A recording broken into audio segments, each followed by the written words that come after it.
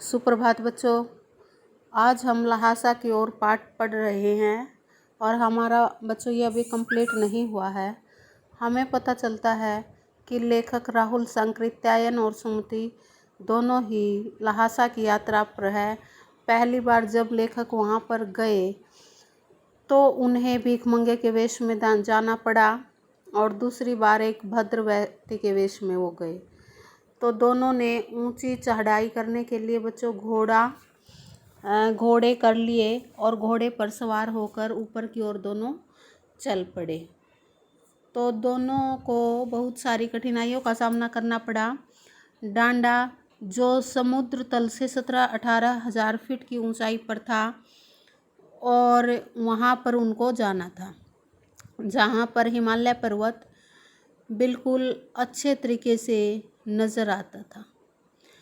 पहाड़ों का सौंदर्य देखते ही बनता था। बर्फ़ की सफ़ेदी भी थी और किसी तरह की जैसे घाटियाँ वादियाँ वगैरह जो थी उनमें हरियाली भी थी। और सर्वोच्च स्थान पर डांडे के देवता का स्थान था, जो पर्वतों के ढेर, पत्थरों के ढेर से, जानवरों के सींगों से और रंग बिरंगे कपड़ों की झाड़ियों से सजाया गया था। अब हमें बराबर उतराई पर चलना था, लेखक बताता है, और 2 एक साथ सवार साथी चल पड़े, परंतु जो लेखक का घोड़ा था वो बहुत धीमे चल रहा था, इसलिए लेखक को ज़्यादा कठिनाई का सामना करना पड़ा और लेखक के लिए रास्ता भी अनजान था। तो एक तो उनका घोड़ा सुस्त था, धीरे धीरे चल रहा था।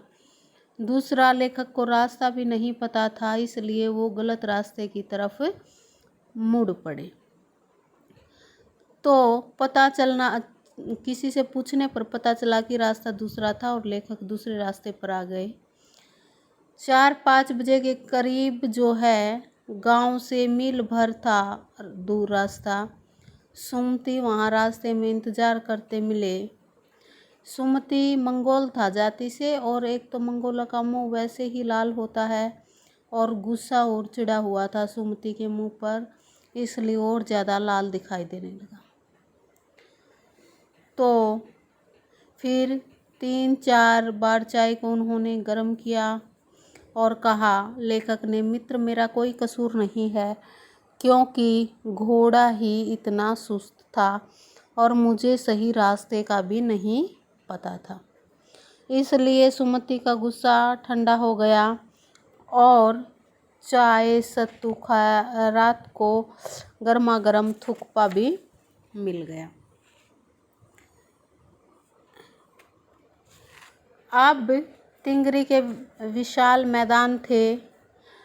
पहाड़ों से घिरा टापू सा मालूम होता है तिंगरी।